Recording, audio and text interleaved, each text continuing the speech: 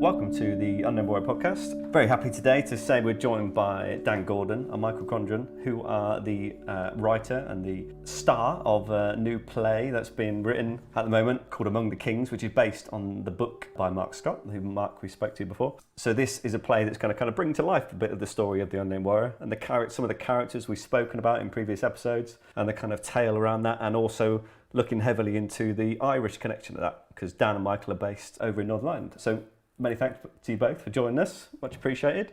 Thanks for having us. Yeah, thank you. So to start us off then, Dan, give us your story into the Unknown Warrior story, as it were. How did you first kind of hear about it, and how did you get interested in kind of bringing this to life on the stage, as it were? Well, it's one of those serendipitous things that you don't set out to do it, and it kind of happens.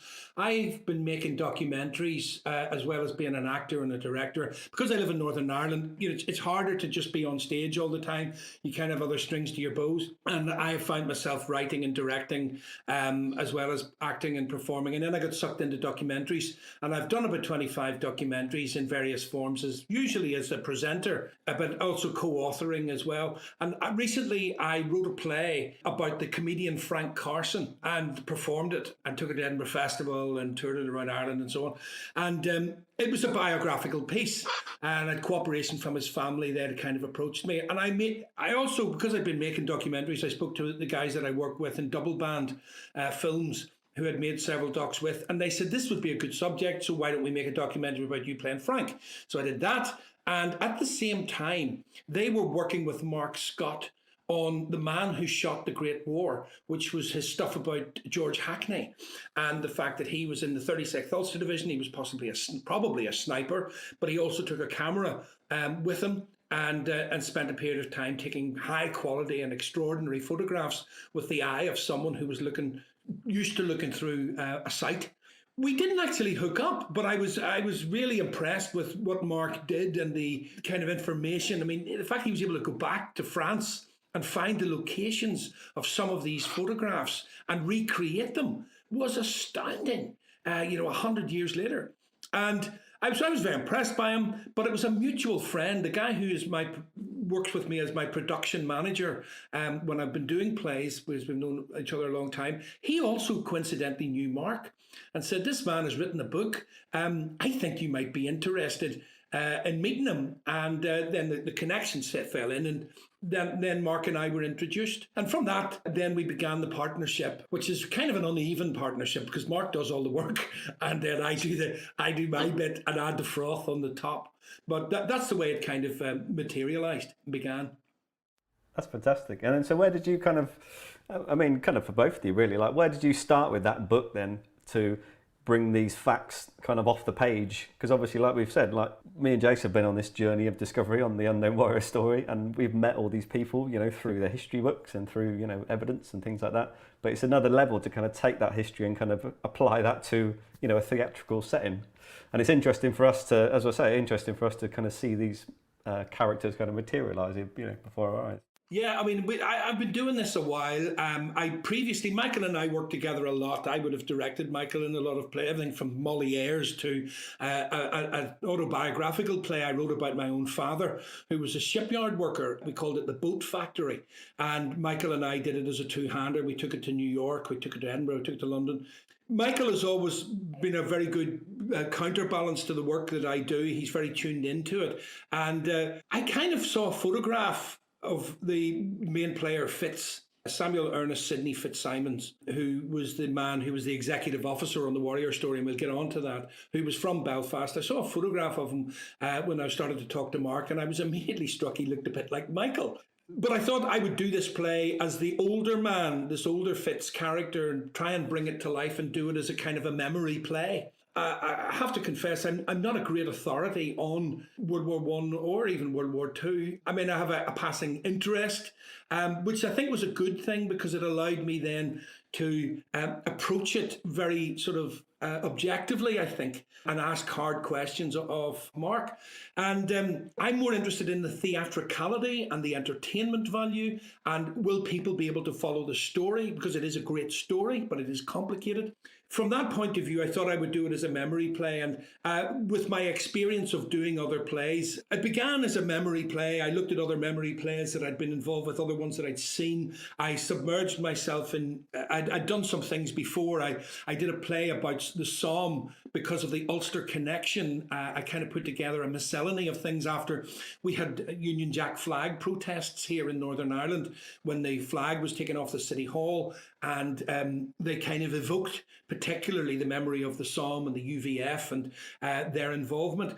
And it was quite a destructive process. So I made a documentary and I did a play with some young men from the area, young men, some of whom had been getting arrested because they were protesting about this flag being taken down off the City Hall. And we examined what it was like on the Somme. So I got an insight through people like Philip Orr, Nigel Henderson, they're local historians here in Northern Ireland, and they were very helpful to me and educating me about it. Also, I had directed Observe the Sons of Ulster Marching Towards the Somme by Frank McGuinness, and I did it in a prison with young men of the right age. And again, I was very fortunate in that some of the officers had particular interest in the war, and they gave me a great education. One even managed to find the records of my great uncle who disappeared at the Battle of Cambrai, and he got me the paperwork to that. And again, an introduction that I had never had to all of that background and what this thing was about. And I suppose I'm giving you all this information because I have to submerge myself in this background of stuff and feed off what I already know and where I'm coming from, in an attempt to do justice to what is an extraordinary story and a group of people who, as Mark has unearthed, and I come back to that, Mark Scott is the man who's done 8 years plus work putting together an incredible book and making incredible discoveries, along with yourselves, may I add, to bring this to somebody like me to then let it out into the general public. So I suppose that's the beginnings of it. And then when Mark showed me the book in earlier form, it was almost ready, I have to say. So then I took that opportunity then to go through the book, get the material, and decide, right, we're going to put it on stage. And what was it about Mark's book and the story of the Unknown Warrior that really fired you up to want to recreate this as a play?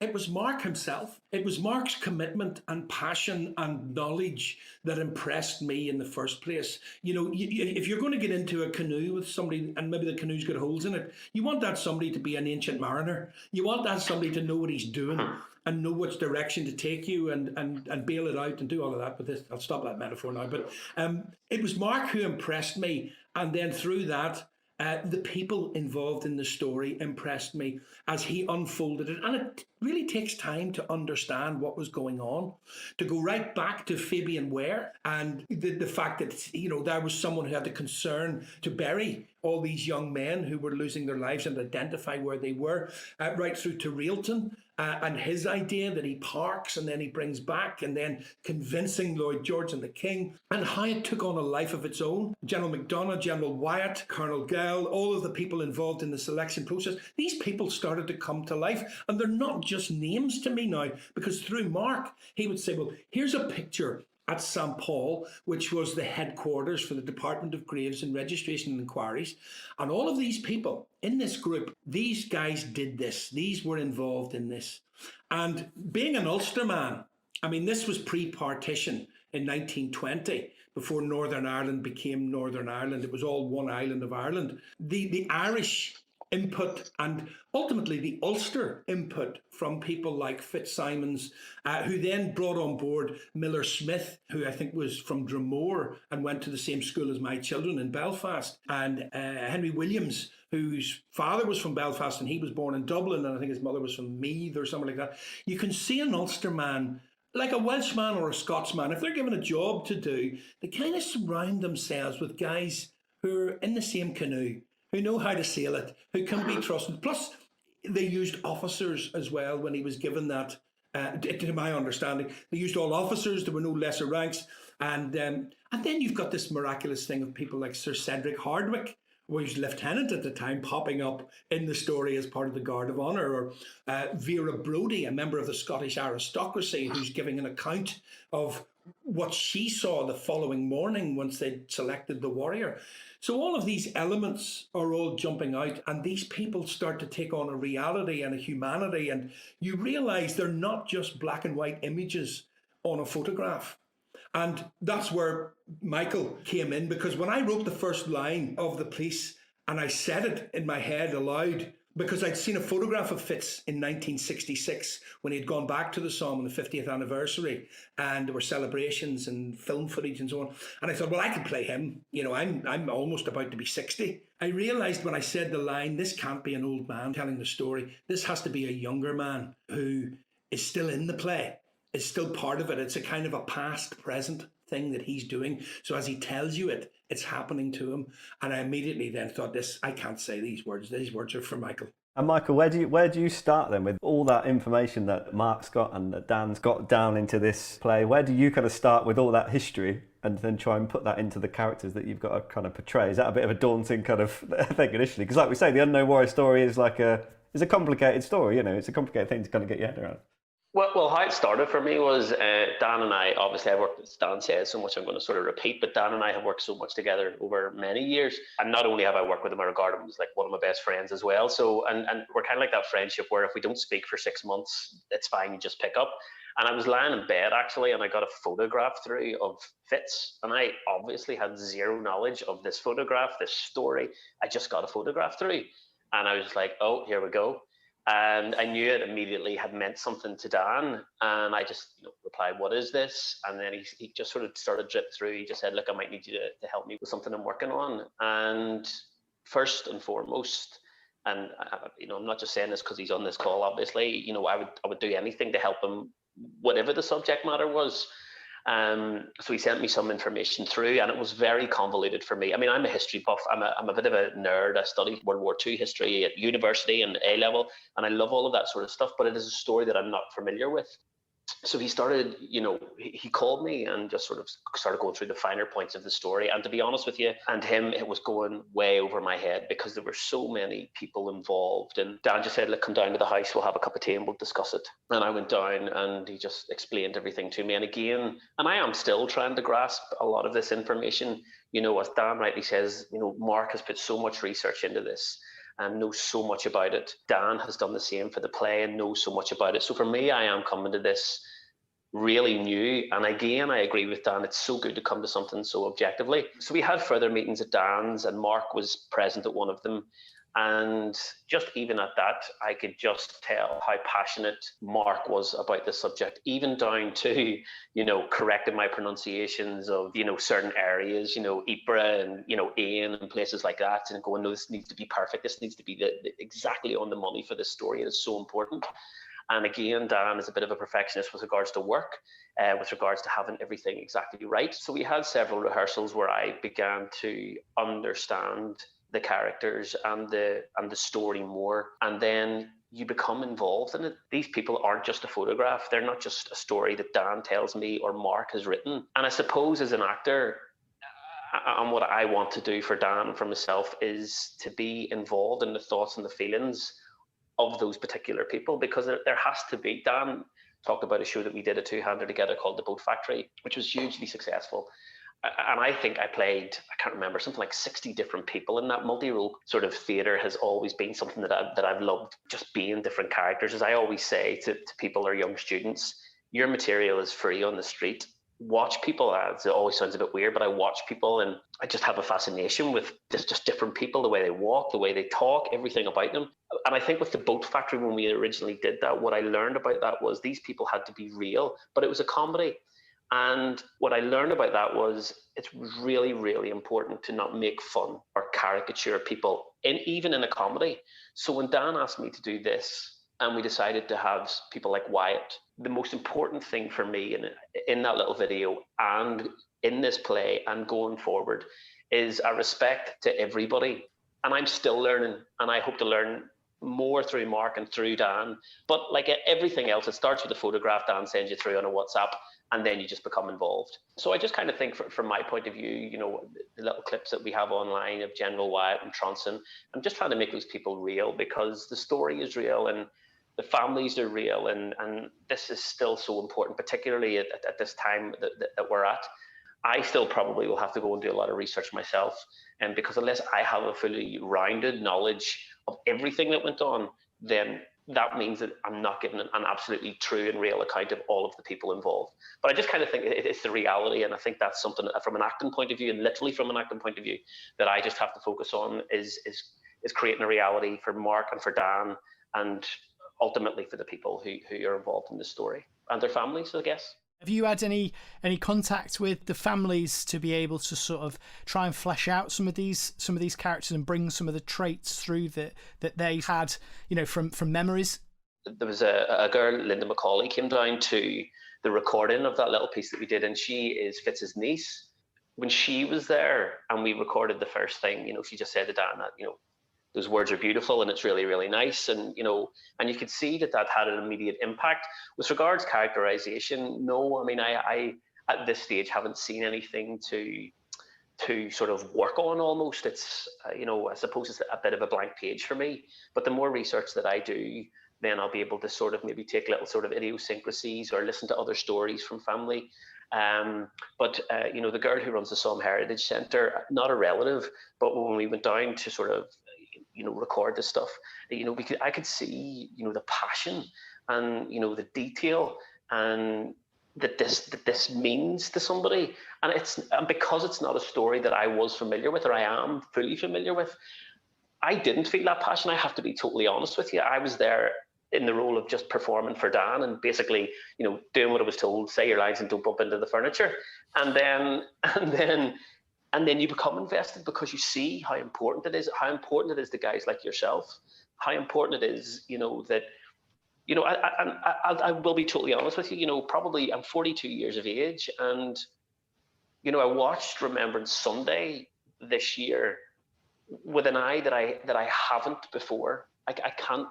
And I kind of think that's really important. It's really important for me. It's really important. I mean, obviously, Dan's going to talk about the rest of this, but, you know, one of the things is that Irish connection or Northern Irish connection, whichever way you look at it.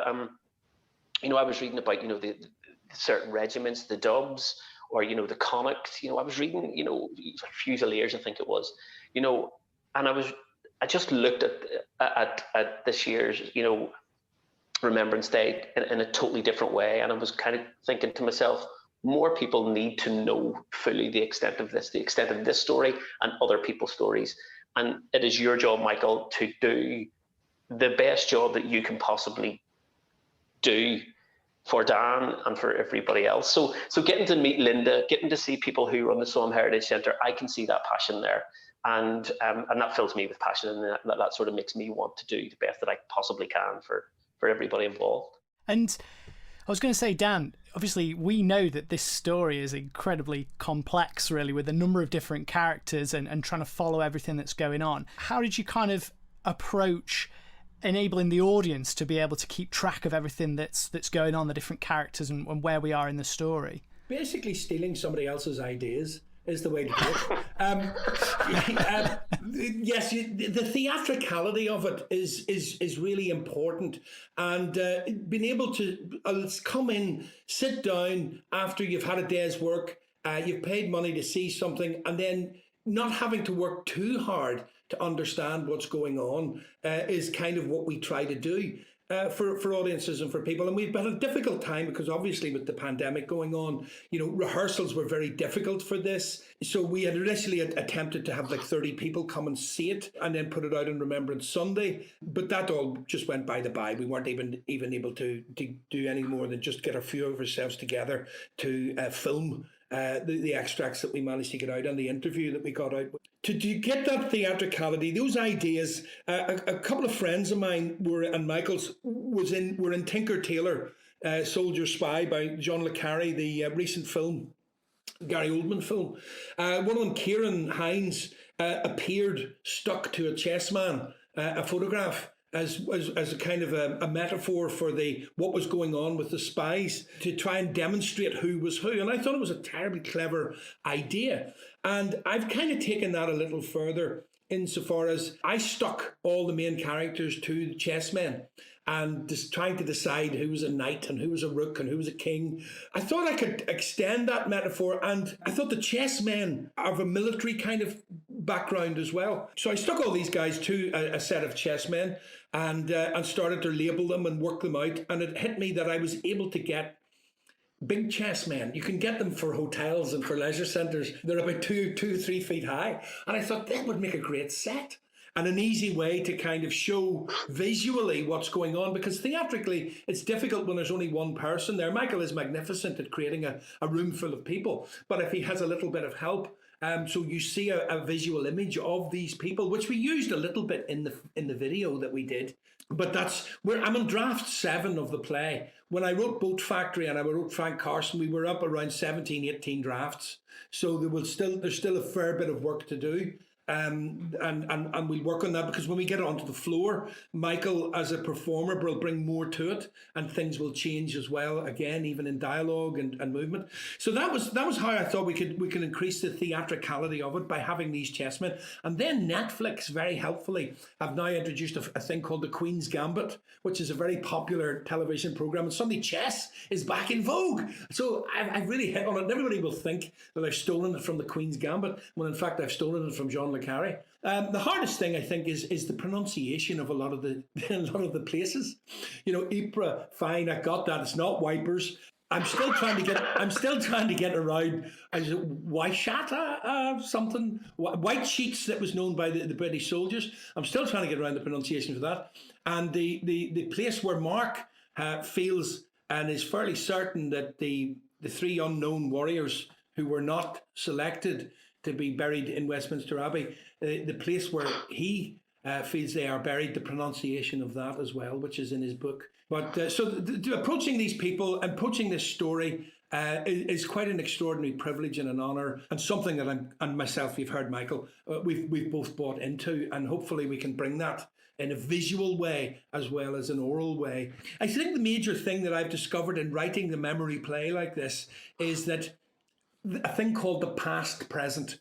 So I start to tell you a story, and then suddenly I'm in that story, and my wife is there and my son is there, and I'm playing both of those as well as myself, and you're hearing them. And people like Eddie Izzard or Billy Connolly, they do it. They've done it for years. You know, suddenly Eddie Izzard is talking to a baboon in a queue, you know, and he's playing the baboon. What are you doing here? Oh, somebody told me to stand here. You know, and that's it. And it's completely believable.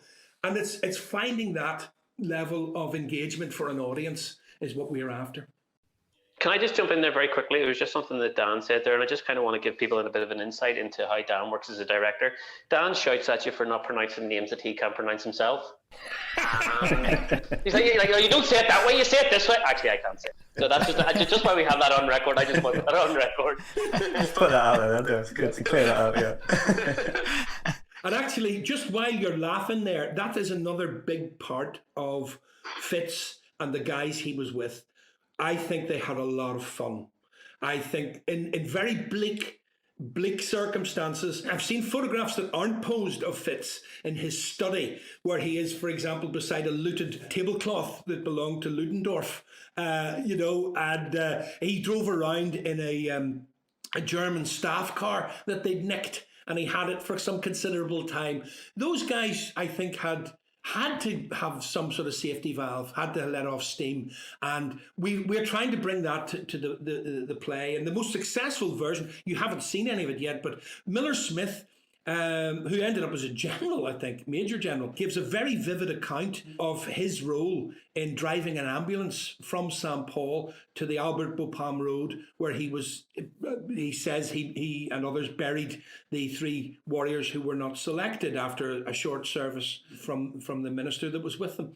And he talks about there were no windows in it. There were no doors in it. I was freezing. I had to get out and run up and down the road to keep warm. The guys in the back were singing hymns. Well, it started as his hymns, but they had brandy, so they were singing other stuff as well, and not in an irreverent way, but in a way to just keep their own spirits up and keep it human. And then in the piece, Michael will have to sing Mademoiselle from Armchairs and a few other little choice numbers as Miller Smith is trying to keep himself warm and driving up the road and join in with the boys in the back. I think that's that sense of reality in that they are real people with real faults and real virtues and real loves and hates and all of the things that go with them. And those characters are kind of evolving and coming out a little bit from the way the accounts go.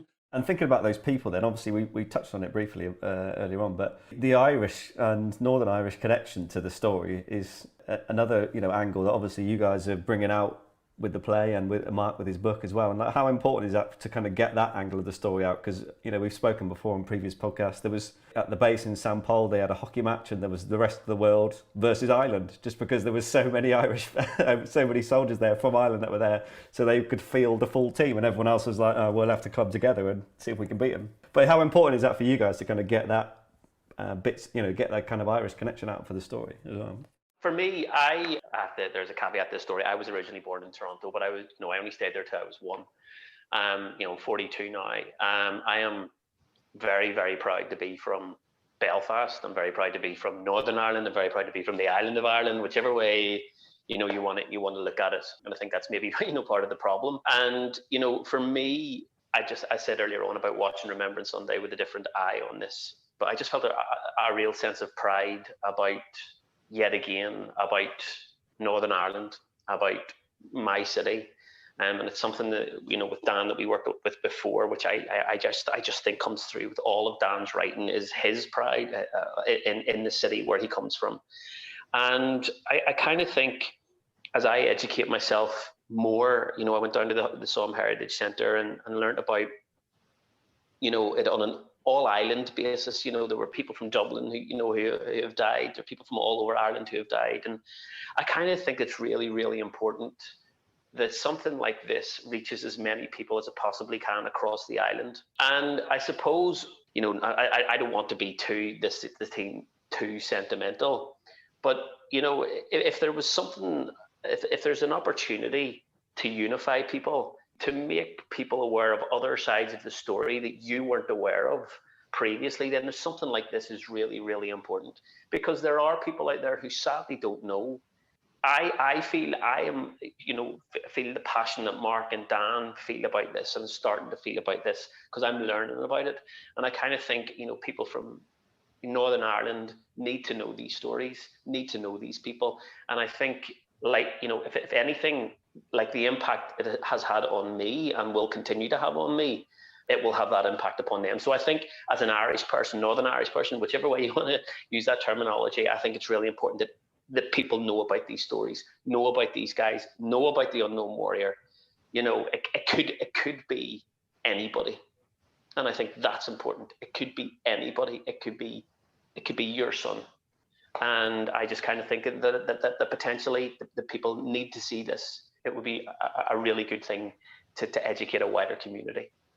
Personally, that's a personal thing. Yeah, I think the fact, it was slightly coincidental in some ways that it was an Irishman who was there, an Ulsterman who was there and given the order to do it. Fitz, again, Mark has unearthed this material with the help of Carol in the Somme Heritage Centre and put it online, of Fitz confessing to being the executive officer on the Unknown Warrior. And he says that we submitted schemes and mine was accepted.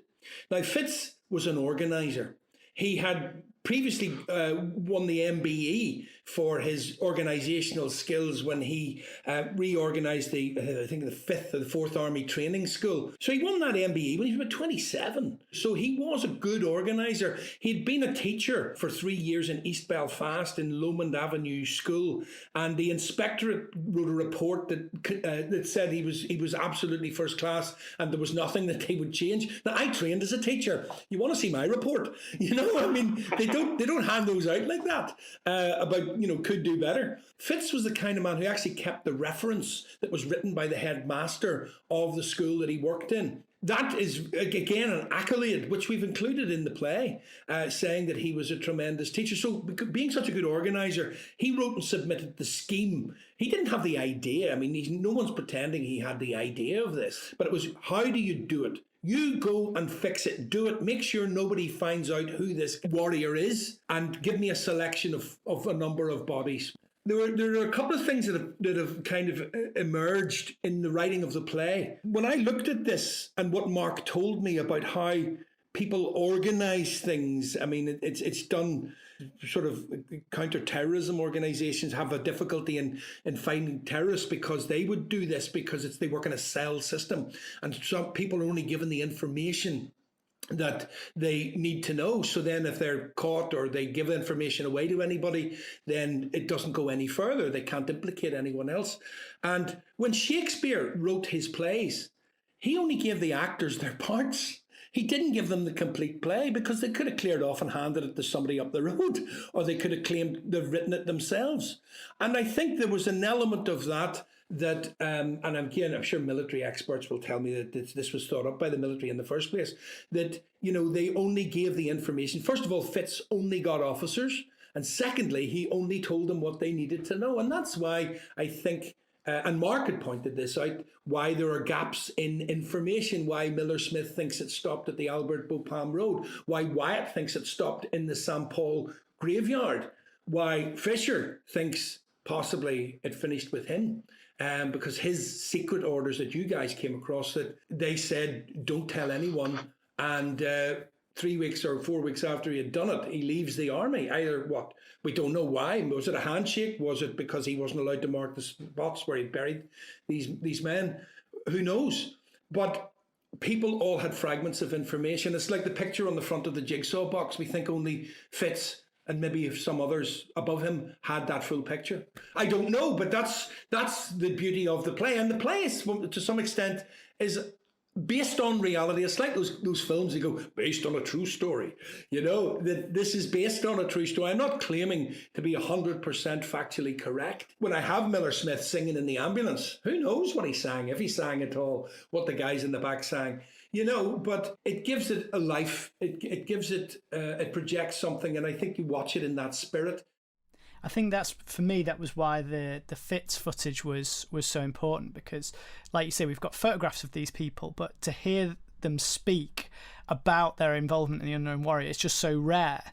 And I think that kind of works to disconnect people from the First World War in the same way as the Second World War is. There's a lot more footage of people talking about it and people can connect with it more, but the First World War kind of just ends up being that little bit distant, where I think that's where your play is so fantastic, in that we've researched these people, we can see their photographs and their faces sat together in these group shots, but you're able to bring these characters to life, which I think for us was really poignant, actually, to be able to hear Tronson or Fitz or Fisher or any of these people speak and become people again and talk about their involvement, and people who've never really had the recognition as well, compared to maybe Wyatt or other people where they're kind of known within the story, but these are the people who actually did it in the background, didn't go seeking glory. And I think that's really, really powerful. I know you haven't finished the play yet, and it's not ready to be performed yet, but what kind of initial feedback have you had from people when you've had the snippets out there on social media and stuff? How's the feedback been? My dad is my harshest critic. Whenever I've done any plays in my career, whenever I walk off stage, he goes, "Well done, son, that other guy was great." He's just done that his whole life. And so he watched the interview with Mark at the Some Heritage Centre and the snippets. And this is genuine. And I get on very well with my dad. He just WhatsApped me, and he says, "I thought that was fantastic." He just said, "I really, really enjoyed that." He's a bit of a history nerd himself, and he just said he really, really liked it. So for me, genuinely, that is a benchmark.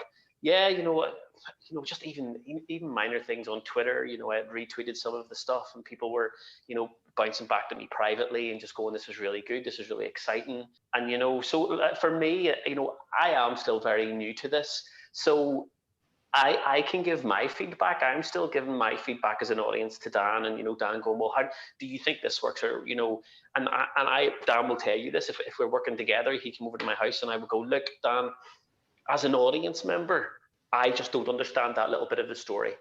I think that needs maybe tidied up a bit, or can you just make me understand that a little bit more? So I'm still giving, from an audience point of view, feedback, and I absolutely love it. And the stuff that I receive from friends, and as I say, from my family, and from just watching the YouTube stuff, they just sort of just said, like, Dan's on the, after something like the Boat Factory's on the, another winner here, because this is a really, really important story. And like, people have just said to me, they want to know the rest of it. Yeah, the feedback I've had has been very positive as well, and I kind of am a bit going reluctant to take praise because I feel it's not really ready yet. I mean, with the pandemic, we've been really set back, and I have been more generous with allowing myself time to develop stuff, but I think I need to. I've been immersing myself, and it's been good that there's stuff out there like 1917. I think the First World War, World War One, is such a destructive event in humanity. And some of the figures are terrifying, of how those young men stepped out and were just eviscerated in many cases, and there was nothing there for families. And I think, again, in discussing some of the resonances of this warrior, unconsciously and indirectly, in Northern Ireland, we experienced a group of people that are known as the disappeared, which has happened in other countries as well, where during the war, for want of a better word, that went on here, people just vanished and their families did not get their bodies back. And there are still several missing. And even in modern times, when a young child goes missing, the national loss that is felt there, when we know of these people and you go, they haven't found that. They never find that child. What happened to that child or that person? And people go missing. I think that is what the warrior helped to mend after the war. And it was a brilliant, brilliant concept. And it didn't need to be pushed in as hard a way as other things. I mean, yes, there were difficulties with it, and I've read about them, but it moved along, took on that life, and those people who then came to pay their respects, the stories of people bringing flowers from a garden that their son had grown from Scotland, and the flowers were dead by the time they got to the Westminster Abbey, but they had to be there. The tradition of the wreaths of royal brides going on to the grave, the fact that you're not allowed to walk on the grave. I think there's just a reverence and an exceptionality and uniqueness about this whole story that deserves to be revisited, and it will be revisited over the years as these things are. But it's kind of remarkable that Mark has found all of this material, that guys like yourselves are behind it, and Michael and I are tailcoating on and doing our little bit to continue the tradition of it. I think it's an important thing, and it does unify people. That symbolism is so very important. So without getting too maudlin about the thing, but it is a brilliant conceit and something that I'm very proud to now understand much more fully. I think there is an appetite for it. Can I just add just a very quickly, a 30-second thing that just talking to Dan and the question has just brought back in my head, and it's just about how the story. My girlfriend, she lives and works in Paris, so I would be in Paris quite a bit, and I went to, for the first time in my life, I went to Les Invalides, and obviously it's a war museum. And it's just talking about that World War One, because we are so much more aware of World War Two, and because the interviews are there, that to a certain extent, again, I was uneducated slightly about World War One and the history behind it. And when I went to Les Invalides, I spent the majority of my time in the World War One sort of section, a huge section of it, just looking at the numbers and not being able to take those numbers in. Dan talks about it in the snippet, in the song, the amount of people that were killed. Every 5 seconds somebody was killed for 24 hours. It's hard to take in. It's hard for me to take in. I was unaware of that figure, and it's just about the little things that sort of. And I think this is why a play like Dan's can be really important, because whenever I was walking through Les Invalides, I just stopped at one tiny thing in the whole museum, and it was 4 bullet casings from World War One that had been welded together. I don't know how the person who had done it in the trenches had done it, but they'd done it in the trenches, and it was 4 gold. I have the photograph. I'll send it to you, Dan. 4 gold, really like shiny bullet cases that had been welded together, and it had been done as a crucifix, and on the crucifix Jesus was on the crucifix, so it had been done as a crucifix, and they had just found it. Nobody knows who had done it. It was just found on the battlefield, and no name to it, nobody attached to it. And I can remember looking at that thinking, I will never know who produced that unbelievable piece of art, and nobody will. And that to me is a sin, because somebody did that, and it could have been forgotten, and it's not, and it's on that wall. And it was just literally that one tiny thing blew my mind and gave me a sense of connection to something that I didn't know about. And I think that's what Dan's play will do. No, it's an incredibly powerful way to think about it. And like you say, it's about bringing those people to life, bringing those stories to life, which I think the play will do and has done from what we've watched fantastically well. It's been amazing to speak to you guys today. I really appreciate you all taking the time. We're both incredibly excited to see the play once it's ready to be performed. And I can honestly strongly recommend that anybody who's listened to the podcast keeps an eye on any updates. And have you got anywhere where you're going to be posting sort of updates with regards to the play and where people can find out when it's going to be performed, when it's ready? I think the Somme Heritage Centre in Northern Ireland, we hope to do it there at some stage. I would like to premiere it probably down there if we can get permission. It's when the pandemic ends is the hope that we do it. But I would say keep your eye on their website because they have a Facebook place as well. And we'll certainly come through Squeaky Pedal too. We'll be talking to you guys. We definitely will keep in touch with you guys and keep it up. Well, again, thanks very much for coming on the podcast. Really excited to be able to watch the play once it's ready. And thank you very much for your time today. Thank you. Thank you.